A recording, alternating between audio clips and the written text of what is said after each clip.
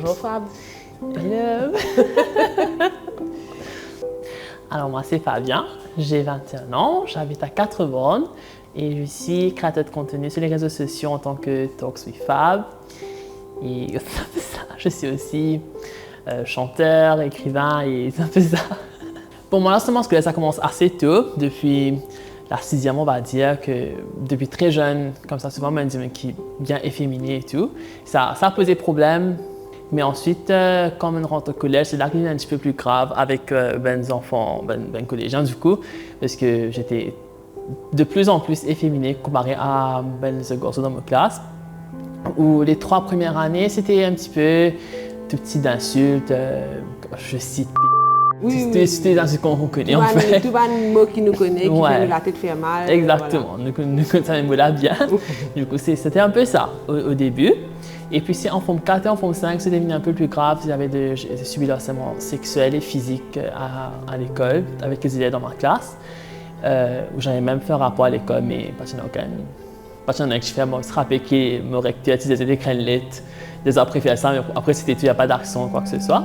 Mais ça a duré pendant presque 2 ans. Et pendant 2 ans, là, je me suis fait écrire une tasse à faire dans mon note sur mon téléphone, notamment une post qu'il m'a fait aujourd'hui.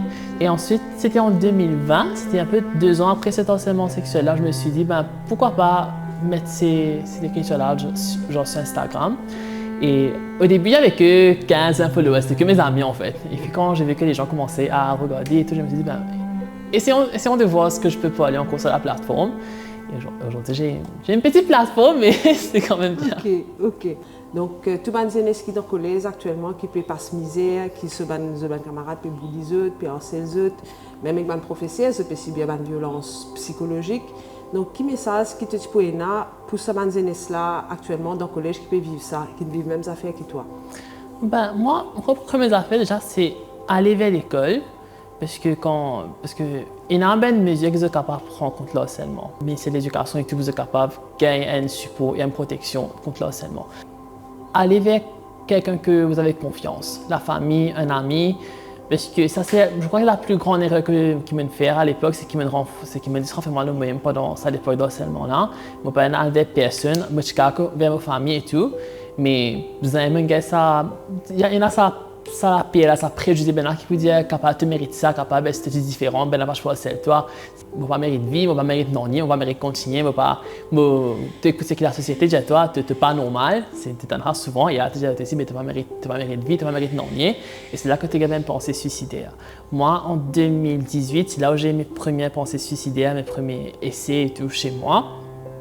Je ne sais pas pourquoi moi la seule chose qui est de moi get through it, comment dire, c'est, je pense, ma famille, mes parents, mes frères, mes sœurs, sur les vis pour moi, genre, une idée et tout, c'était ça qui aide moi pas à plus de l'avant. Mais moi, je dirais que j'ai la chance d'avoir une famille qui, quand même, est bien présente. Mais ce n'est pas le cas pour tout le monde. Moi, je fais beaucoup de chanteurs de la communauté, surtout. Un chanteur qui est bien ouvert et tout. Je ne sais pas si vous connaissez Bilal Hassani, un chanteur français. Eurovision? Oui. Et c'était en pleine période d'Eurovision, en 2019. C'était juste 1 an après l'harcèlement, comme si. Je me suis redécouvert un peu moi-même dessus. Il y a une découverte et du coup, je me écoute cette sortie, je me écoute ce qu'il veut dire. Et c'est la première personne qui fait moi comprendre que je suis gay, je suis efféminé, c'est ok, c'est normal, je n'ai pas besoin de changement comme on était, je suis fier de ça. Et ensuite, il y a un camarade qui m'a rencontré en 2019-2020, notamment un de mes meilleurs amis, j'espère qu'on regarde la vidéo. Et ensuite, je voudrais remercier mon frère aussi, parce que c'est la première personne dans ma famille avec qui m'a fait mon coming out et qui a été super gentil, hyper ouvert à toute discussion et tout. D'ailleurs, tout ce qui est arrivé dans ma vie me raconte-le. Donc Julien, si tu regardes cette vidéo, merci beaucoup. Et peut-être remercier moi aussi, parce qu'il ne m'a pas abandonné, enfin, me continue pousser, me pas laisser je me arrête-moi ou les autres pensées, prends le dessus. Mon mot de la fin, moi je suis de la communauté croire en autres, parce que nous restons dans une société qui nous pas normal, qui souvent, à cause de la communauté, nous apprécie à l'un, nous apprécie faire une bonne rêve, une réalité. Donc c'est la première chose, c'est croire en autres et pas écouter ce que du monde dit aux autres. Cette sexualité, c'est juste une partie des autres, c'est tellement plus que ça a à offrir. Vous avez tellement de talent, tellement de personnalité à montrer, donc restez là-dedans. Et merci à Art Maurice aussi pour l'opportunité et vous avez fait marrer le travail et continuer.